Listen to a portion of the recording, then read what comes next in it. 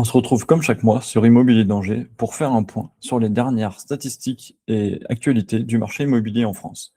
On va voir que, sans être alarmiste, les derniers chiffres sont quand même assez inquiétants pour la reprise du marché qui était déjà lente et difficile. On est sur un marché qui reste fragile depuis plusieurs trimestres et on va voir que les données très récentes sont assez alarmantes. Est-ce une simple pause temporaire, un simple couac d'un trimestre, ou est-ce que ça annonce une tendance beaucoup plus négative à moyen terme? C'est ce que nous allons voir tout de suite. Je vous partage mon écran sur Immobilier Danger. Je viens de publier un nouvel article avec mon analyse du marché immobilier avec les dernières données. Donc, qu'est-ce qu'on peut voir ce mois-ci? On peut voir que la dynamique qui était depuis 2024, on est sur une reprise assez lente et progressive du marché sans aucune euphorie. Et on voit qu'à chaque moment de tension, le marché, il peine davantage. Là, on peut voir que les tensions sur les taux de ces derniers mois et celles qui risquent de venir commencent à peser sérieusement sur le marché. Simple alerte temporaire ou vraie tendance de long terme, on en reparle tout au long de cette vidéo. Tout d'abord, on va reprendre les dernières données de l'Observatoire Crédit Logement CSA. Donc, eux travaillent sur les données des crédits immobiliers qui ont été signés au mois de juillet 2026. Qu'est-ce qu'ils nous apprennent ces dernières statistiques? On peut voir que le taux d'intérêt moyen remonte à 3,30%. On est à 3,26%, ce qui fait encore une hausse de 4 points de base. On est sur le niveau le plus élevé depuis décembre 2024. Ça fait quasiment un an que les taux remontent quasiment de mois en mois. Certes, c'est pas énorme par rapport au taux qu'on avait il y a un mois. On était à 3,0,7% il y a un an exactement, et là on est à 3,30, donc ça fait 23 points de base d'écart. Dans l'article, là, je vous mets un exemple. On va prendre la durée moyenne d'un crédit actuellement qui est de 21 ans, avec une mensualité de 800 €, et on va regarder ce que ça change sur les capacités d'emprunt. Quand vous étiez avec un taux il y a 3,07 il y a un an, vous pouvez emprunter 148 455 €. Avec la même mensualité, la même durée cette année, là, en août 2026, et avec un taux à 3,30, on se retrouve désormais avec une capacité d'emprunt qui est diminuée à 145 294 €. Ça fait quoi comme perte de pouvoir d'achat? Ça fait 3 161 € en moins que vous pouvez avoir dans votre budget pour acheter votre maison ou votre appartement. Ça représente quand même une baisse de capacité d'emprunt de 2,13%, ce qui est loin d'être négligeable et qui commence à se ressentir sur les prix. On va le voir à la suite de cette vidéo. Restez bien avec nous si ça vous intéresse. Il faut savoir que, voilà, ça c'est les chiffres sur les taux du passé. Si vous avez un projet immobilier dans les prochains mois, ce qui vous intéresse, c'est où vont aller les taux, là, à la rentrée et dans les prochains mois. Ce qu'on peut voir sur les dernières stats d'Eurostat, sur l'inflation en zone euro, elle est encore remontée au mois de juillet, elle est à 2,5% contre 2,4%. C'est un signal assez défavorable pour que la BCE puisse ne plus augmenter ses taux. Est-ce qu'elle le refera dès septembre? On verra d'ici quelques semaines. En attendant, ça reste un signal négatif qui peut peser sur le marché immobilier à moyen terme. Et d'un autre côté, et c'est là encore plus inquiétant que cette confirmation de hausse de l'inflation, c'est le taux de l'OAT de 10 ans en France qui reste très élevé autour de 4% et qui a même fait un pic ce jour, ce lundi 17 août, à plus de 4,05%. Donc on voit que le marché obligataire français continue à être très tendu, avec des taux qui continuent à monter et ça dure dans le temps. Donc ça risque de peser sur les conditions que vont pouvoir vous proposer les banques dans les prochaines semaines et les prochains mois. Comment réagissent les emprunteurs face à ces taux qui augmentent, à ces difficultés qui sont un peu plus importantes pour emprunter et pour acheter un bien immobilier, eh ben, les chiffres sont assez surprenants parce que c'est en général assez stable d'un trimestre à l'autre ou d'un mois à l'autre. On avait des durées de prêts, notamment les prêts de 25 ans et plus, qui étaient relativement stables. On était à 46,8% en 2025. Au premier trimestre, on était remonté à 47,9% pour redescendre à 46,4% au deuxième trimestre 2026. Donc depuis un an et demi, globalement, on tourne entre 46,5% et 48%. Et là, au mois de juillet, bam, 51%. 51%, ça fait une hausse de plus de 4,6 points. C'est quand même assez important par rapport au trimestre précédent. Est-ce que c'était un simple couac de statistiques, on va dire, sur le mois de juillet, ou est-ce que c'est une véritable tendance de fond avec des emprunteurs qui vont chercher des prêts de plus en plus longs pour pouvoir continuer à réaliser leur projet immobilier? Ça, on le saura dans les prochains trimestres. On peut voir que la part des prêts de plus de 20 ans, elle est de 84,7% en juillet 2026. Elle était que de 79% en 2024. Vous imaginez les écarts?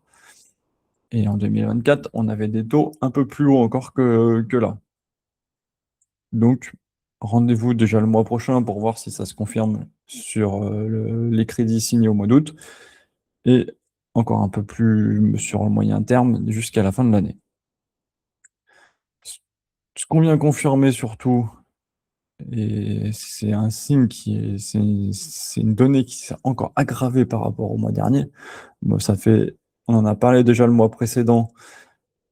On avait pu voir que le nombre de crédits immobiliers signés sur 12 mois glissants, alors certes, il est toujours positif, on est à plus 3,8% sur un an, mais il se corrige fortement sur les derniers mois.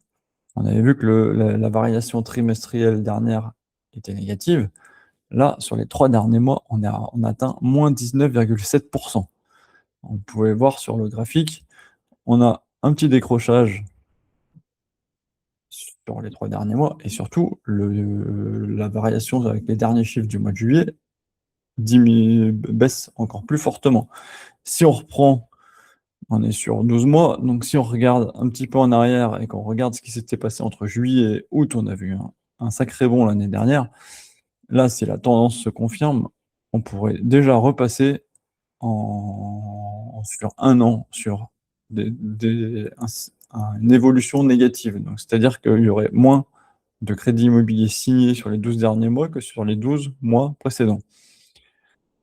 Ça, ça peut être un premier signe de retournement du marché. Qui dit moins de crédits immobiliers, dit aussi moins de transactions derrière.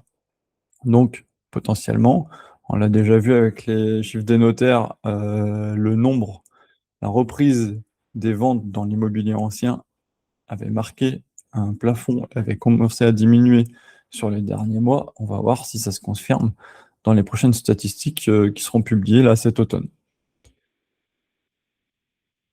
Enfin, qui dit difficulté à emprunter, difficulté relative, on n'est pas non plus sur des taux qui sont remontés à plus de 4% pour le moment, dit que ça va peser sur les prix. On n'est plus dans un marché où les vendeurs font ce qu'ils veulent, dictent les prix.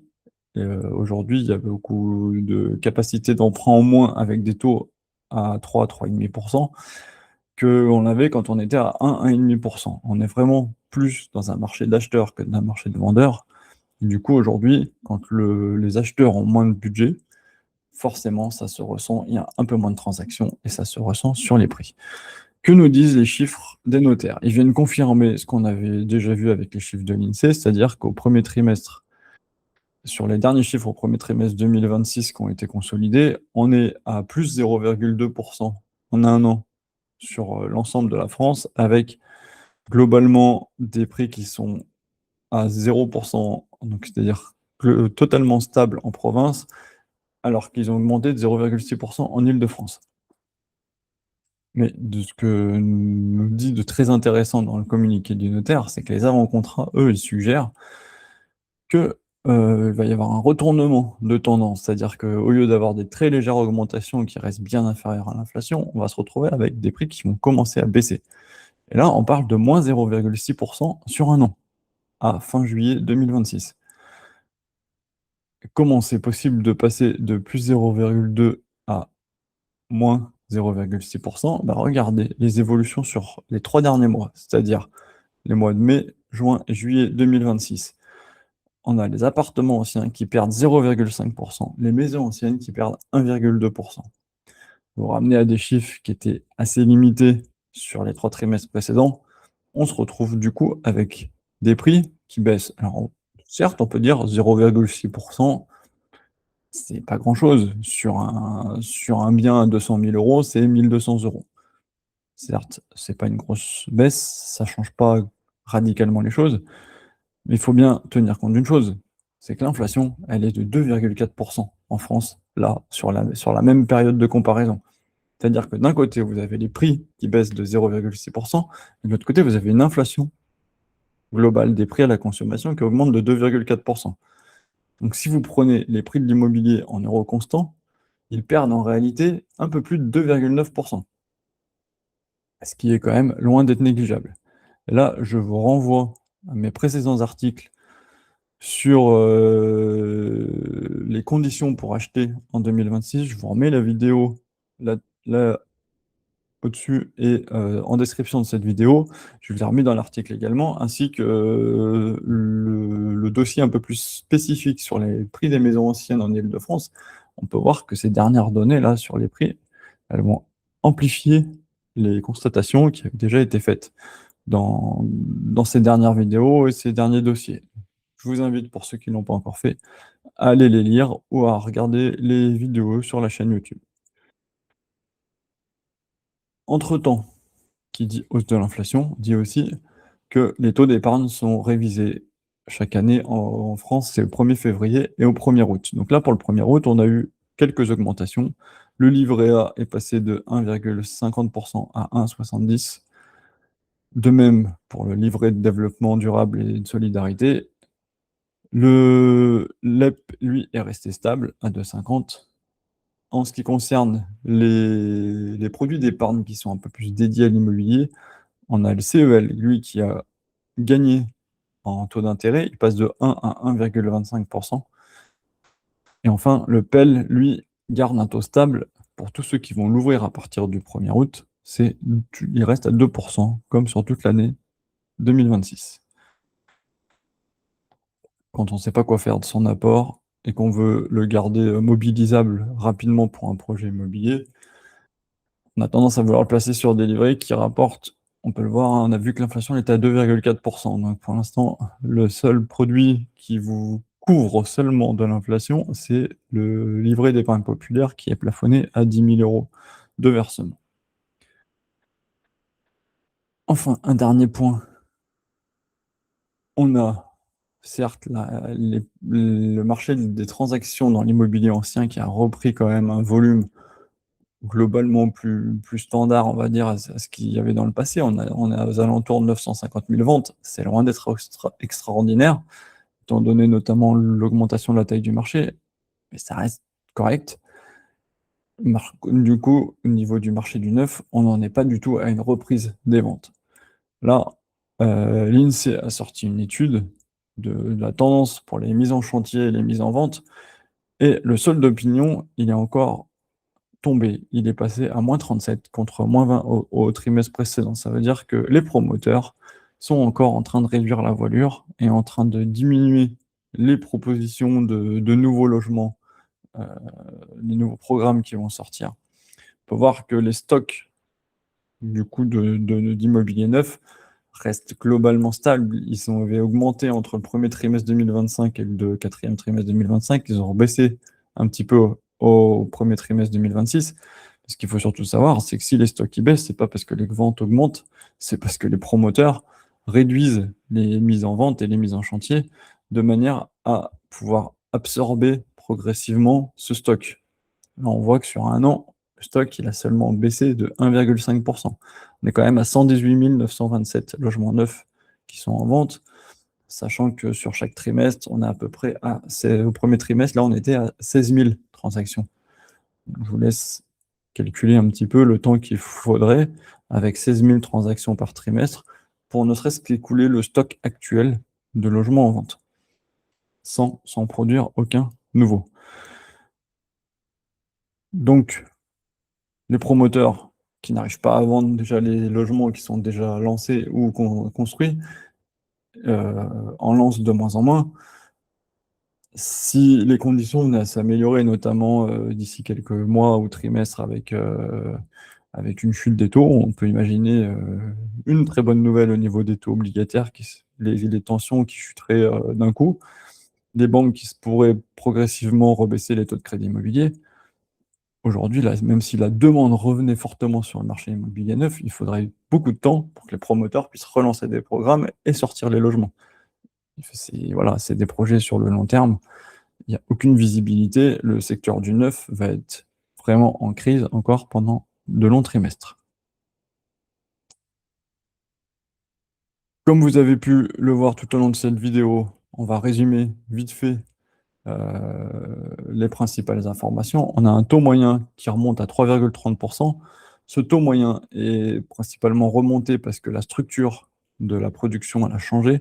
On a des emprunteurs qui empruntent sur des durées de plus en plus longues, notamment les prêts sur plus de 25 ans qui ont explosé au mois de juillet. On a les risques de nouvelles hausses de taux qui sont toujours présents, notamment à cause des taux obligataires qui sont maintenant régulièrement au-dessus de 4% et qui continuent d'augmenter. On a une production de crédit qui chute sur les 3 derniers mois, et une chute de 20%, c'est pas anodin. C'est un vrai signal que il n'y a plus de relance du marché. Là, pour l'instant, la reprise des ventes, elle est en train de caler, et plus que caler, elle est en train de se stopper assez rapidement. Même chose au niveau des prix, un marché où il y a moins de ventes, où il y a plus de difficultés à emprunter, notamment avec des taux encore intéressants. On a les prix qui commencent à baisser, on est à moins 0,6% sur un an, sur les dernières stats des notaires, là, dans les avant-contrats à fin juillet 2026.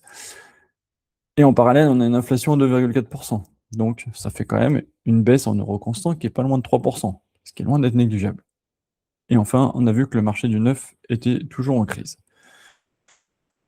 En conclusion, on a pu voir que depuis plusieurs trimestres, le marché immobilier, il est dans une reprise assez lente, assez fragile. Après l'explosion des taux jusqu'à fin 2023, on a vu un blocage assez fort du marché avec le nombre de transactions qui avait chuté. Les écarts entre ce que pouvaient payer les acheteurs et ce que voulaient les vendeurs étaient de plus en plus importants. Progressivement, ça s'est un peu résorbé. Les prix ont baissé progressivement sur ces dernières années. Les taux se sont calmés également, ont donc redonné du pouvoir d'achat aux acheteurs, et ça a commencé, en fonction des secteurs, l'offre a pu rencontrer un peu plus la demande, jusqu'à retrouver un certain équilibre. Mais là, on peut voir que depuis l'été dernier, on a une nouvelle hausse des taux de crédit immobilier.